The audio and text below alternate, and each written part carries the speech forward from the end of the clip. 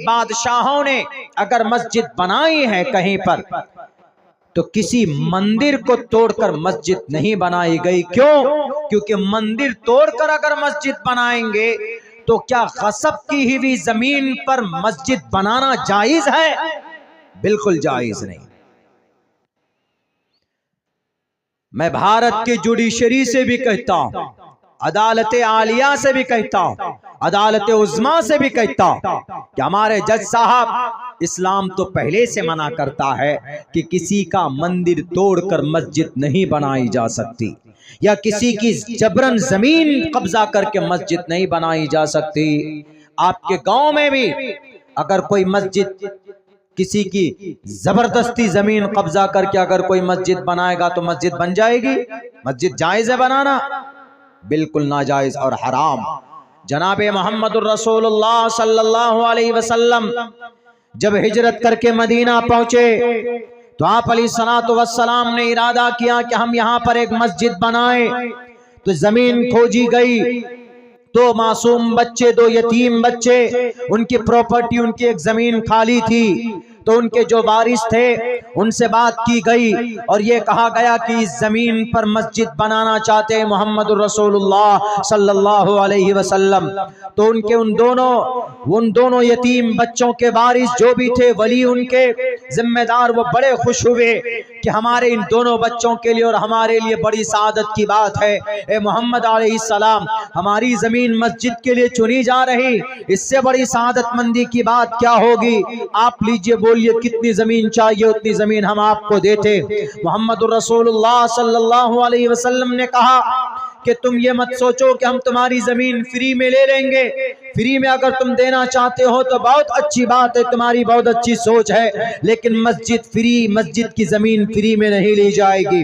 बताओ कीमत कितनी? उस मस्जिद की जमीन की कीमत तय की गई और तकरीबन 10 दीनार या 10 दिरहम तय की गई, और उस 10 दिरहम को अदा करने वाले हजरत अबू बकर सिद्दीक रज़ी अल्लाह ताला अन्हु से जनाब मोहम्मद रसूलुल्लाह ने कहा कि अबू बकर सिद्दीक, तुम इसको 10 दिरहम दे दो और इस जमीन पर कब्जा कर लो, यानी जमीन पर मस्जिद का काम शुरू करो, उसकी तैयारी करो।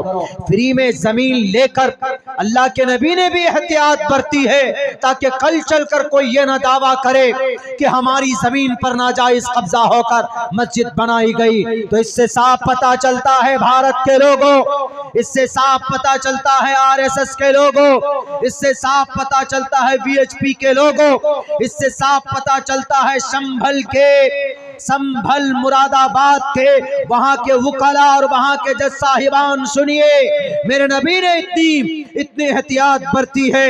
आप अलैहिस्सलाम ने कीमत देकर जमीन खरीदी, तब जाकर मस्जिद बनाई है। तो इससे वाज़ेह होता कि किसी भी मस्जिद को बनाने के लिए जमीन पर नाजायज कब्जा नहीं किया जा सकता है।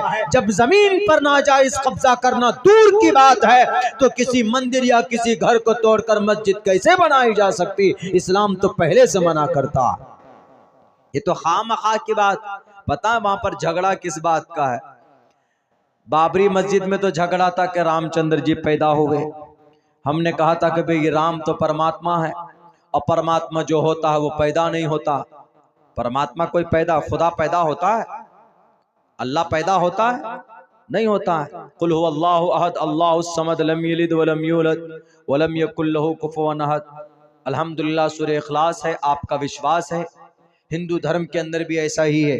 न तस्य कश्चित पतरस्टी लुके न चिस्ताने वच्चतिस्य लिंगम सकारनम करना दीपा दीपो न चास्य कश्चित जनिता न चा दीपा। उपनिषद का मंत्र है, पहले वेद है, फिर पुराण है, फिर उपनिषद है। उपनिषद का मंत्र है। इसमें क्या लिखा है? इसमें यह लिखा है कि जो परमात्मा होता है वो पैदा नहीं होता।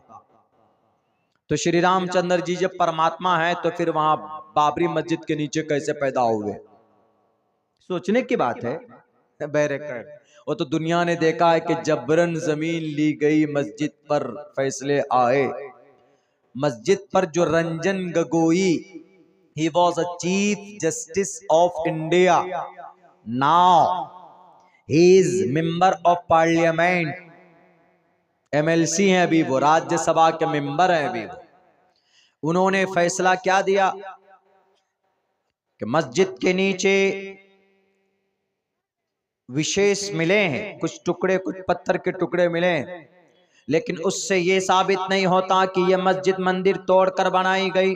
एक दूसरी बात ये कि इसका कोई प्रमाण ही नहीं है कि इस मस्जिद के नीचे कभी मंदिर था। ये सारी बातें लिखी गई, सुप्रीम कोर्ट ने एक्सेप्ट किया, लेकिन आखिर में क्या फैसला दिया? सारी चीजें होने के बाद फैसला ये दिया कि ये मस्जिद, इसकी जमीन हिंदू के कब्जे में जाएगी, हिंदुओं को दिया जा रहा है, और मुसलमानों को इस जमीन, इस बाबरी मस्जिद की जमीन के बदले में 5 एकड़ जमीन कई किलोमीटर दूर वहां पर उनको दी जाएगी इसके बदले में। क्यों ये फैसला दिया? यानी दलील कुछ और है और फैसला कुछ और है। जो कातिल होगा उसी को ने सजाए फांसी देंगे।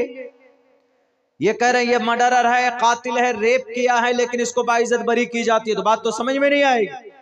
लेकिन पता क्यों ऐसा फैसला दिया था? सिचुएशन को समझकर। सिचुएशन ये थी, चीफ जस्टिस जानता था कि अगर बाबरी मस्जिद दलील के आधार पर, प्रूफ और सबूत के आधार पर यह मस्जिद मुसलमानों की है, थी और है और रहेगी, लेकिन अगर मुसलमानों के लिए फैसला कर दिया हमने तो पूरे भारत के अंदर आग लग जाएगी, दंगे फसादात होंगे, रोकना मुश्किल हो जाएगा। तो उन्होंने देखा कि अगर हम ये मस्जिद की जमीन आरएसएस, बजरंग दल, शिवसेना के मंशा के मुताबिक उनको दे देते हैं तो मुसलमान सब्र कर लेंगे। क्यों? क्योंकि ये मुसलमान कभी भी दंगा फसाद और तशद्दुद इस चीज को पसंद नहीं करते। ये अमन वाली कौम है, वो सब्र कर लेंगे, क्योंकि उनका स्टेटमेंट पहले से ये है कि सुप्रीम कोर्ट का जो भी फैसला आएगा हम मानेंगे।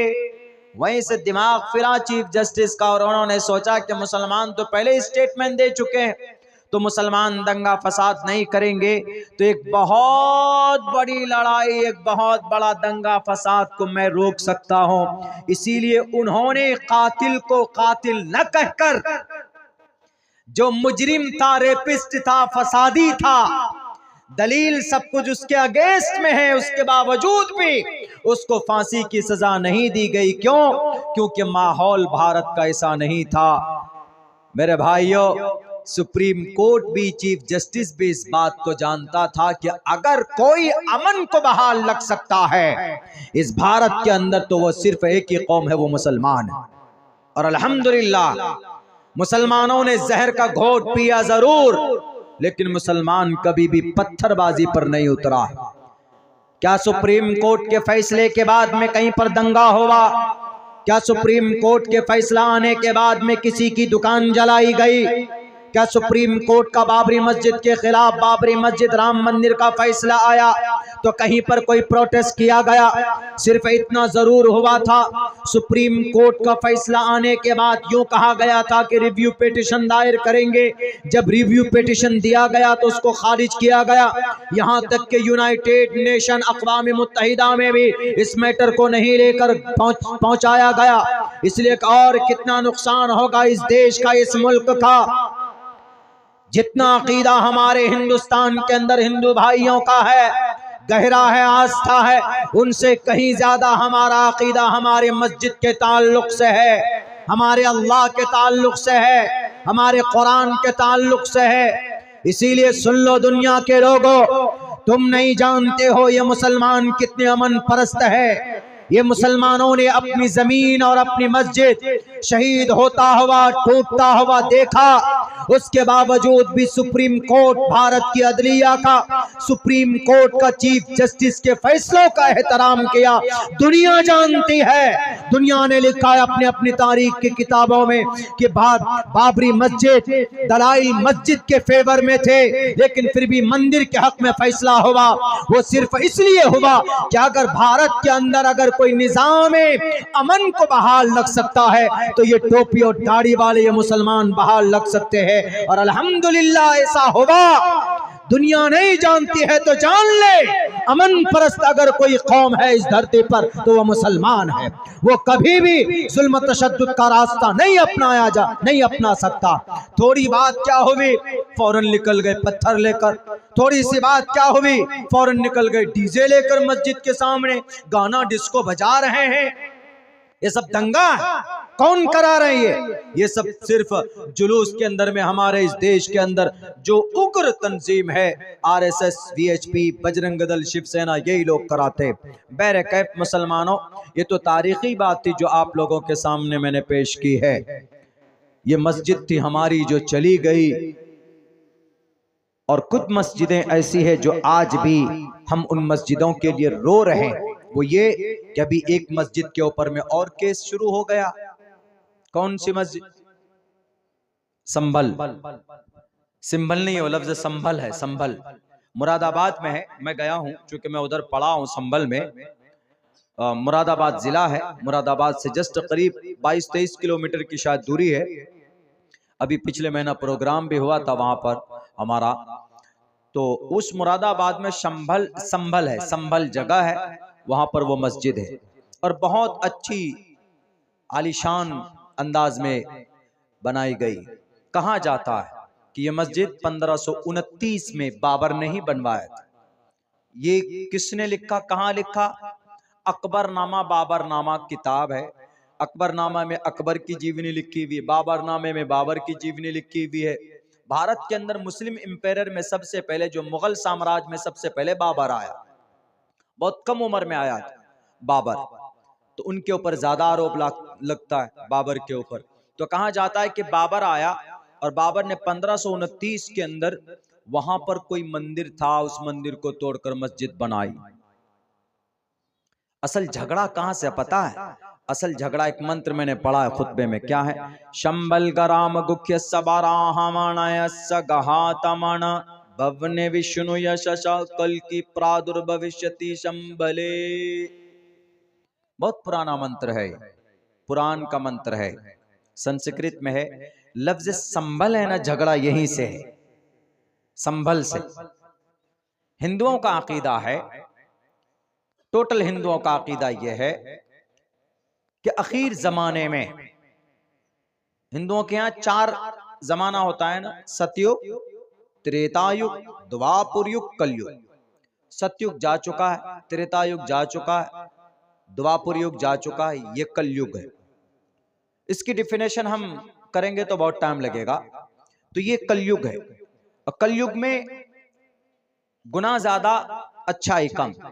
75% गुनाह बुरे काम होंगे और 25% ही अच्छे काम होंगे। लेकिन हम तो कहते हैं कि 99% बुरे काम होते हैं और 1% अच्छे काम होते हैं, बस और कुछ नहीं। तो इस कलयुग में ये जो इतनी बुराई ज्यादा है नेकी के बिल मुकाबिल में, तो इस बुराई के खात्मे के लिए हिंदुओं के यहाँ यह अकीदा है कि इस अंतिम जमाने में, आखिर जमाने में, इस कलयुग में बुराई का खात्मा, उसके इख्तिताम के लिए, बुराइयों को मिटाने के लिए अंतिम अवतार आएगा। कलयुग में अंतिम संदेशा आएगा, यानी आखिरी मैसेंजर आएगा, अंतिम अवतार। और ये अंतिम अवतार अब आएगा तो आएगा कहां पे? भारत में आएगा तो कहां पे आएगा? कौन सी जगह है? तो उस जगह को पुराने में लिखा शंभल गराम, वो संभल में आएगा। अब इन्होंने देखा कि संभल, मुरादाबाद ढूंढा कि संभल कहां है। इत्तेफाक से उनको मुरादाबाद वाला संभल मिल गया। क्या रहे, यहां मुरादाबाद में संभल है। अब अंतिम अवतार यहां संभल में आएंगे तो, लेकिन वहां संभल में आएंगे कहां पे? वहां तो मंदिर है ही नहीं, सब तो मस्जिद ही मस्जिद है। और अवतार जब आएगा, अंतिम अवतार, अंतिम महर्षि जब आएंगे तो वो मस्जिद में तो आएंगे नहीं नमाज पढ़ने, वो तो मंदिर में आएंगे। अब वहां संभल में एक से एक मस्जिद है, और सबसे बड़ी मस्जिद वही जामे मस्जिद, शाही जामे मस्जिद है, जिस पर झगड़ा चल रहा। तो इसीलिए इन्होंने सोचा कि जब हमारा अंतिम अवतार संभल में आएगा तो जब वो आएंगे और देखेंगे कि यहाँ पर कोई मंदिर ही नहीं तो नाराज होकर चले जाएंगे फिर। इसलिए अब एक काम करो, किसी तरह लड़ाई झगड़ा करके ये मस्जिद को भी कब्जा, क्योंकि सब कुछ हमारे पास है, सब कुछ। लफ्ज या ये लफ्ज संभल से झगड़ा है और इस अकीदे से झगड़ा है। शंबल गराम गुख्य सबराह मनय सघात मन भवन विष्णु यशा कल की प्रादुर्भविष्यति शंबले विष्णु यशो सुमत्यानि था वैष्णवम आज्ञान हेतु किरत मोहम्मदांधकारम नाशम विदायम हित तदोदयते विवेका। इसमें भी अंतिम महर्षि के बारे में बताया। अहमिद्दी पृष्ठुति मेघामर्तस्य जगरम्बम सूर्य जानी। इसमें भी अंतिम महर्षि के बारे में बताया। वैदाहम में पुरुष महानिमादित